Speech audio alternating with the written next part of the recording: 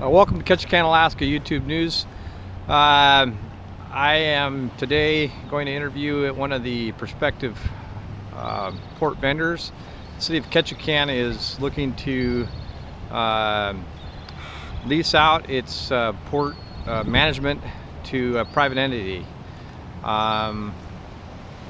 If you don't know it, Ketchikan has owned and operated its own public port, as you can see here, for over 100 years. It's seen a steady growth in the tourism cruise ship industry since the 70s. And last year in 2019, it generated $13 million in revenue off of this port. $8 million of that went to operating expenses, and they roughly profited around $4.8 to $5 million for the residents of Ketchikan operating this port. There are some motivations for that to look at these vendors. So today I'm gonna interview one of those prospective vendors that has submitted a proposal, and that is a company based in Turkey called Global Ports Holding. And Global Ports Holding has partnered with a Anchorage-based company called Ketchikan Solutions, and they have formed a third entity called Ketchikan Port Solutions, which is the actual formal proposer on the to the city's RFP. The other two entities are Survey Point Holdings, which is located just in the background over here, and SSA, which is a stevedoring company out of Seattle. So come along with me today and we'll interview these folks. It's about a 20-minute conversation, and hope you enjoy it. So I'm here today, this is Ketchikan, Alaska News, and I'm here today with one of the proposers on the Ketchikan Port project, and I'd like them to introduce themselves, and we'll have a round of questions. Hi all, my name is Colin Murphy, and I'm Head of Business Development with Global Port Holdings. And I'm Amy Slinker, and I'm with Ketchikan Solutions. All right, I'm going to adjust this just a little. If you don't mind, for everyone, please describe what Global Port Holdings is and what your relationship with Ketchikan Solutions is. Sure, I'm happy to do that. I'll go first. So Global Ports Holdings is the world's largest cruise port operator. We manage 19 ports around the world, including places like Barcelona, Lisbon, Venice, Malta, Singapore, Nassau. So really some first-class ports around the world. And what we do is professionally manage cruise ports. And you're based out of where? We're a London company. We're registered on the London stock market. Our head office is in Istanbul. We have offices in Barcelona. We have offices in Singapore, Nassau, Miami. Publicly held company. Publicly held, and so we're an international company, really. Sure. And Ketchikan Solutions, we develop, operate, and finance rental car facilities throughout the country. We're also working on potential projects throughout the world. So, like Global Ports Holding, we're similar in having a skill set that's focused on development, operations, and finance, and we're able to contribute to this team offering that skill set. so that's the relationship. Yeah, we're partners basically. It's a partnership. And Okay. Ketchikan Solutions is based in Anchorage, Alaska. We have a corporate office in Seattle as well. So we bring the Alaska expertise and business know-how in doing business here in Alaska. Okay. So we've created an entity called Ketchikan Port Solutions, and we're 50-50 in that. Okay, so there is a separate entity that would Yeah. would be directly involved in the Correct, yeah. port. Okay, and that's who's made the proposal. This Correct. third party or This corporation. corporation. Yeah. Okay, and that title is what? Ketchikan Port Solutions. Okay, so as I giving you guys some questions here, that one of the main problems that the city of Ketchikan faces is it needs to make some substantial port upgrades for larger ships. Global Port Holdings has proposed via this third entity to manage the port, and how does it plan to make these infrastructural improvements to accommodate larger ships and do some back maintenance, I understand, without ownership of the asset? What gives you that? How do we make that work? Yeah, how do you make that work? This is typically how our business operates, that we will make an investment in return for a long-term concession to operate a business on behalf of the city, in this case, the city of Ketchikan. So we need a certain period of time, and the investment here, I think, is probably going to end up being somewhere north of $100 million at the end of the day. And so over a long period of time, obviously we need to get enough money back to repay the debt and so on, and hopefully to make a bit of profit. But this is fairly typical for us. Often the concession deals are longer than 20 years, or maybe 20 or 30 years, because it just gives you some headroom in terms of being able to repay your debt and manage the business and so on. But this is very standard for us. This is what we do. We manage cruise ports for a living, and we invest, and we're very capable of making significant investments in these things too. So then the follow-up to that was then who owns the improvements that you as a would Great make? question, yeah. So at the end of the concession, we give you the keys back, and it's yours. So the facility I found online regarding GPH, I don't know about Conrac, but you know it has a Global Port Horizon has 346 million in debt as of June. It has 124 million in revenue. I'm not a financial expert, but that debt is heavy. Any additional debt you would incur for the port, who would be the guarantee of that debt? Yeah, I mean, we in fact, our two companies were introduced by Barclays. Barclays is a financial institution that we are cooperating with in Alaska. Really, in a way, we're in the travel industry and in the cruise industry space, but we're also an infrastructure company. And a lot of our investors, I was talking with one the other day, invest in our business. They're not looking for big, high, flashy returns. They're really looking for a slow, steady return over a period of time. So normally our debt is guaranteed in some way by us. I mean, obviously we have, like most businesses, it's a common guarantee from us.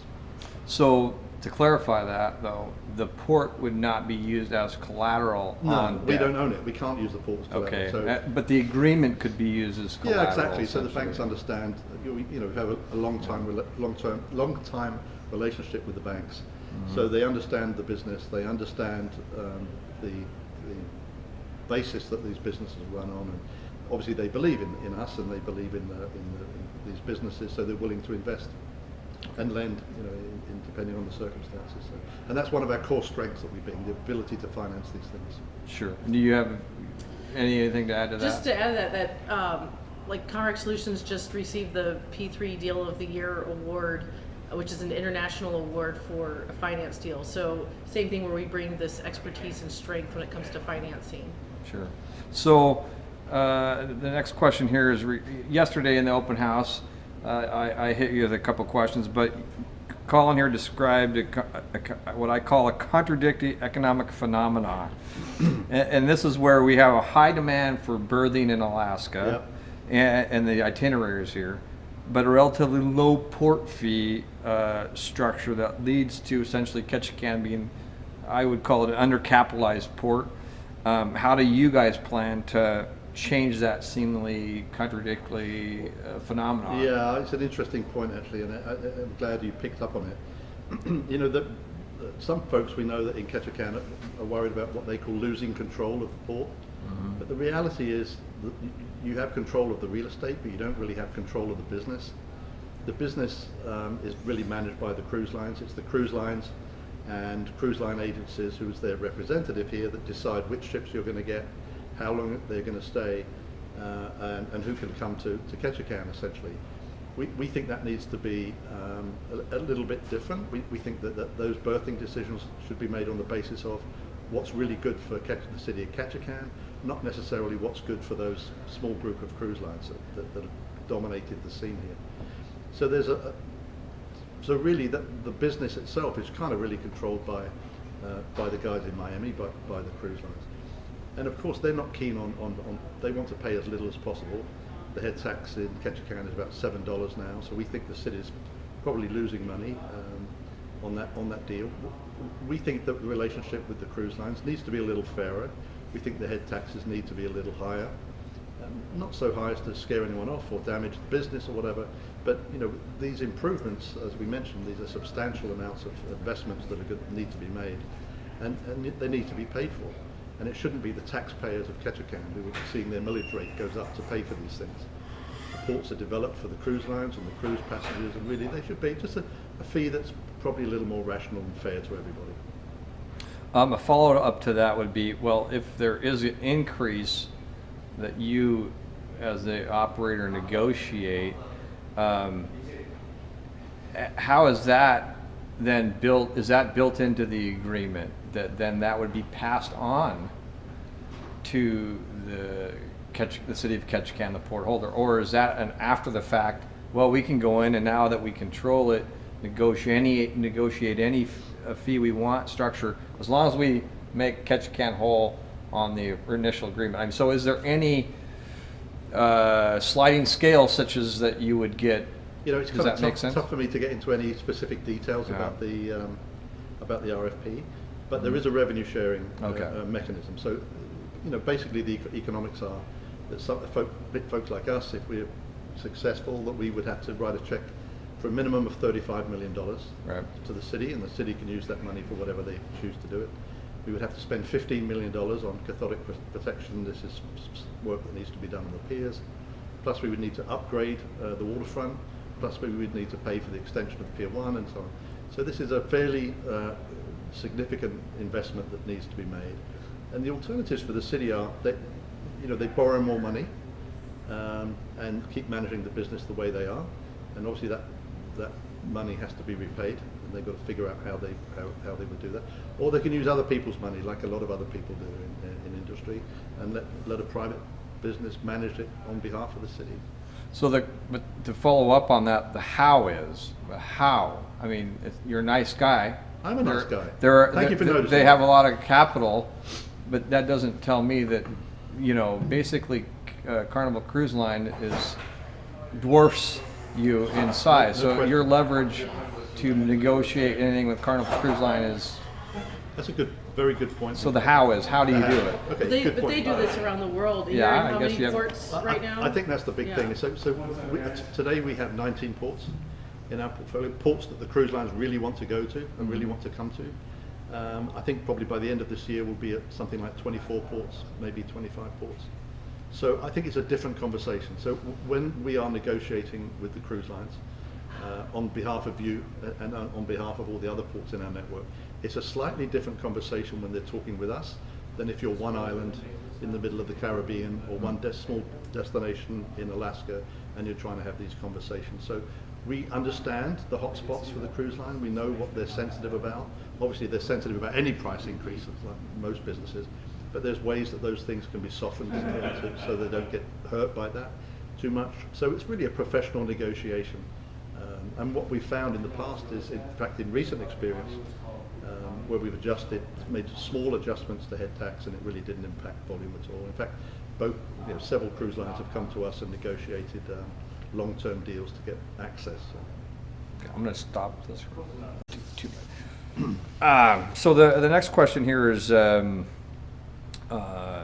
based on the Port of Ketchikan via the cruise line agencies uses a legacy berthing priority method when assigning berthing in downtown Ketchikan at our port. You would be taking over this role, or you would be taking it over, I assumed.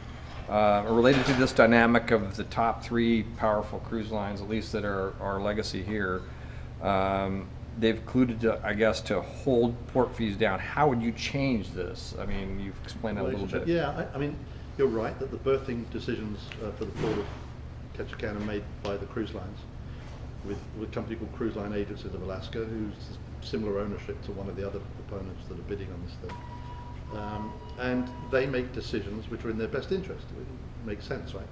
So you've got really the three big cruise groups making these decisions based on what suits them. We feel that those decisions need to be carefully looked at from the perspective of Ketchikan. So are those decisions being made in the best interest of Ketchikan? And look, it's a complicated dance with itinerary planning, because obviously it depends on what's happening in other ports. But our view is the port should be an open access port. We want to encourage all cruise lines to come. In fact, we brought the CEO of a big major European brand here recently and introduced them to Alaska. And they would love to bring a big ship here, but they can't because they can't get space. So this whole issue of berthing is an important one. It's an important one for the economy of Ketchikan. And we're not saying we're going to come in and blow everything up and sort of reorganize everything, but you need to look at it carefully. And it's not just a question of taking whatever the cruise lines give you. but trying to work it out so that what you're getting is in the best interest of Ketchikan.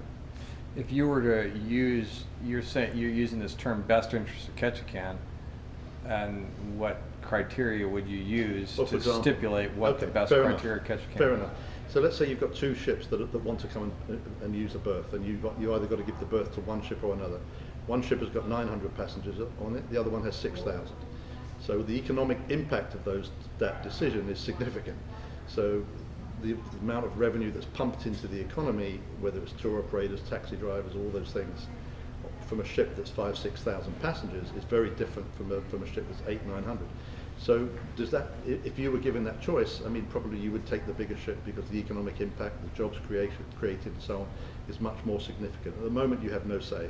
You just take whichever ships they decide to give you. So those are the kind of things that need to be looked at. We need to work cooperatively with cruise line agencies and the cruise line. So once again, in your presentation yesterday, you stated that most of, not all, of the current port employees, which are employed by the city of Ketchikan, would remain local employees. I guess those positions would remain local.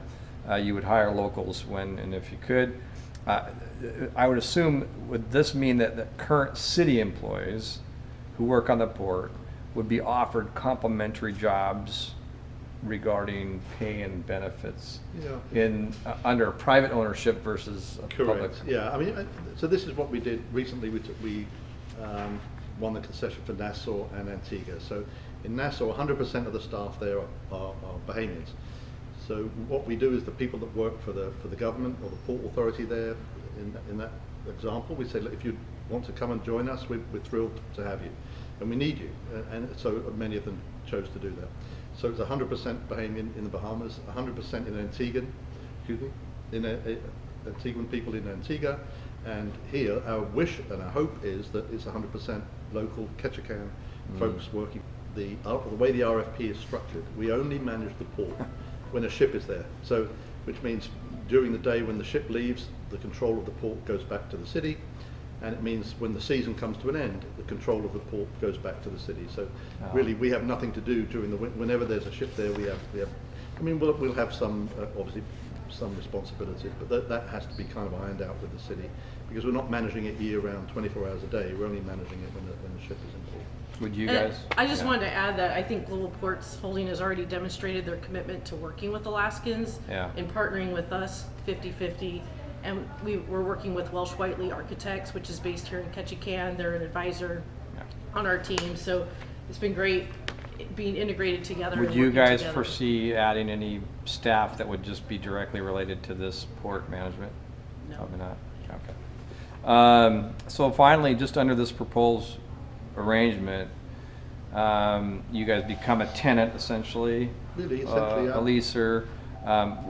Why, can you explain why a foreign managed public is better than a publicly managed port? So really what you're asking is sort of why an international company could do the job better than a local government. But I've got to be honest, it's not unusual for private enterprise to be able to focus and make decisions and provide funding and get things done in a way that is much faster than government. I mean, that's fairly, probably most governments' situation is the same. And really what you're doing, I think most of the proponents actually that are bidding for this thing are really international or have some international component, whether it's a cruise line or whatever. But what you're really what we offer is expertise. So if you imagine if the port was an airport, you wouldn't try and manage that yourself. You'd get people in that know how to manage airports. It's quite a complicated business, and you need professionals to help you manage this. The cruise industry is a global industry. We are experts, we have global experience, we have international, we have actually unrivaled experience. There's no one else, no other company that has the kind of level of experience that we have in managing the cruise industry. Just let me insert there, how old is the company? The company was founded in 2004. So we have 19 ports in 12 different countries. So we have a real breadth of experience that we can bring to this thing. So it's not whether we're international or local, it's the fact is that this is a global business and it needs to be managed by someone that understands that business and understands it very well. With, just with all due respect, Ketchikan's been managing this port a lot longer than you guys have been in business, so doesn't mean that they've managed it well. but they have more history, but they don't have the global history. So that is duly noted. Anything you'd like to add? Just that these are very technical, specialized situations, right? So that's the thing, is that Global Ports Holding is bringing that very technical expertise that a city government may not necessarily be able to implement. I think the other thing is, you know, now we have Ward Cove, which is opening up. So the city of Ketchikan is going to have empty berths next year with the Norwegian brands, maybe other brands, who knows, moving to Ward Cove. So who is going to help fill those berths? I mean, who is best positioned to attract other cruise brands to Alaska and to Ketchikan? And I would encourage the community, really, whether they decide to work with us or whoever, to make that decision soon, because somebody needs to start working on filling those berths. You're going to have a tough year in 2021 because those ships are moving. We know that's happening, but you need to get cracking. Otherwise, you're going to have a bad 2022. So we need to kind of, city needs to make a decision, decide what you want to do, get on with it, so that whoever comes in can start working on filling those berths. That's my advice. So in conclusion, you just heard a proposer on the Ketchikan RFP for port management. They claim they will bring more business to Ketchikan through leveraging their global strategic position that they manage 19 ports. That doesn't come without a cost, since the RFP and their proposal and all the others are privately held right now. We don't know what the benefit is to the citizens of Ketchikan, so it's hard to make a conclusion on whether this is a good thing or a bad thing. If you'd like more information, you can go find a company or a group in Ketchikan called Our Port. They have a position against private management. You can find their link on Sit News. Thanks for watching Ketchikan, Alaska News.